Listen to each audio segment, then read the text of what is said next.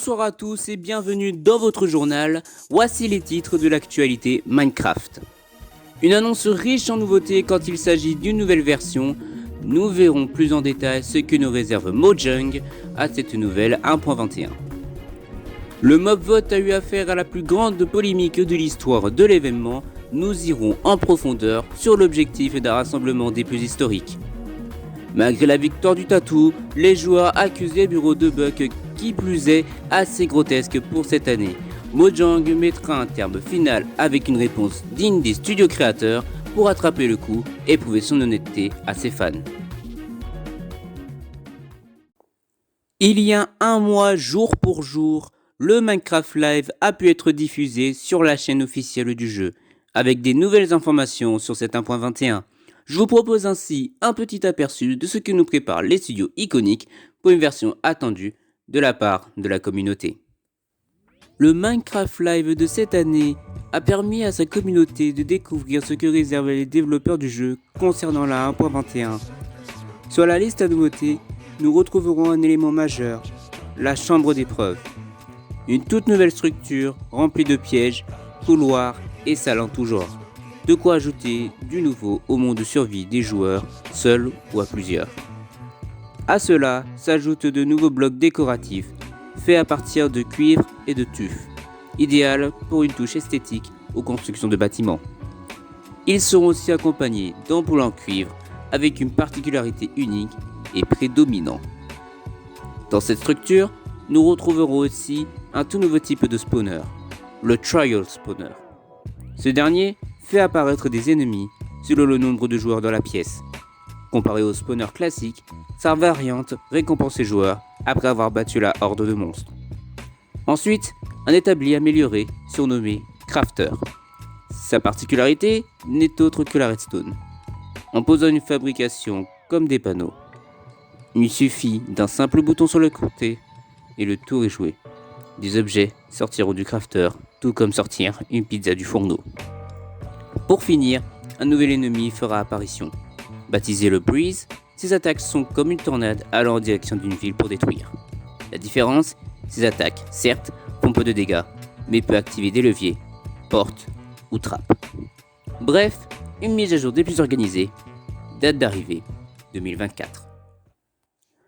Lors de la semaine de révélation du mob vote, 3 mobs ont fait apparition pour jouer sa place lors du Minecraft Live. Cependant, la communauté ne pouvait pas passer ce genre de choses dû au fait que les 3 mobs sont utiles les uns aux autres. Une polémique a été créée depuis ce jour et il est temps de faire un zoom sur les faits et gestes des joueurs.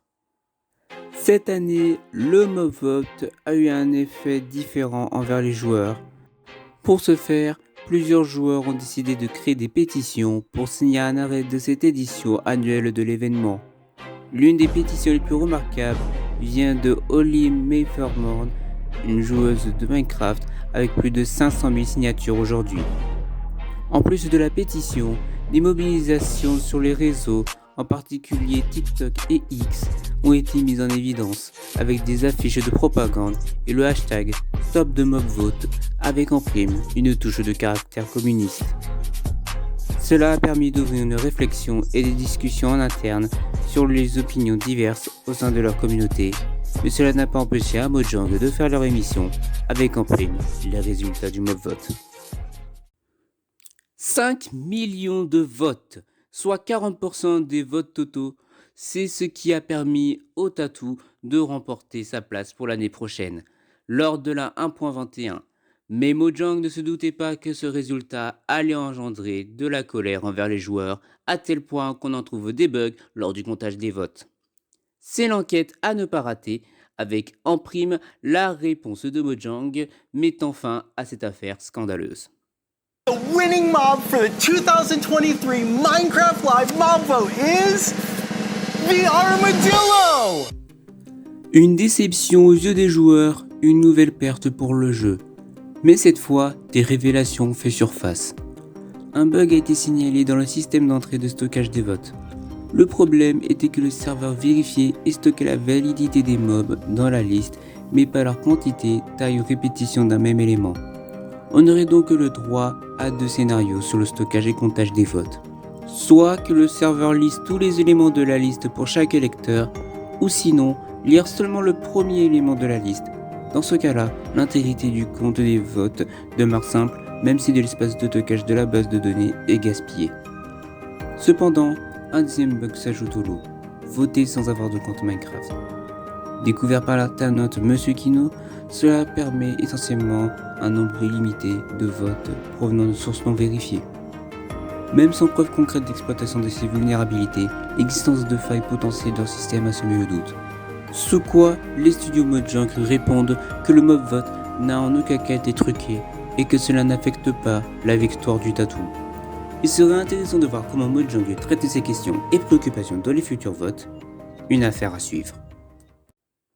C'est la fin de ce journal. Dans un instant, retrouvez votre nouvel épisode de DeltaCraft, suivi de notre série Les Sœurs Renardes. On se retrouve bientôt pour de nouvelles actualités dans le monde de Minecraft.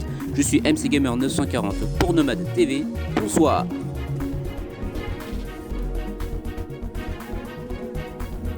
Retrouvez toute l'info sur le site minecraft.fr.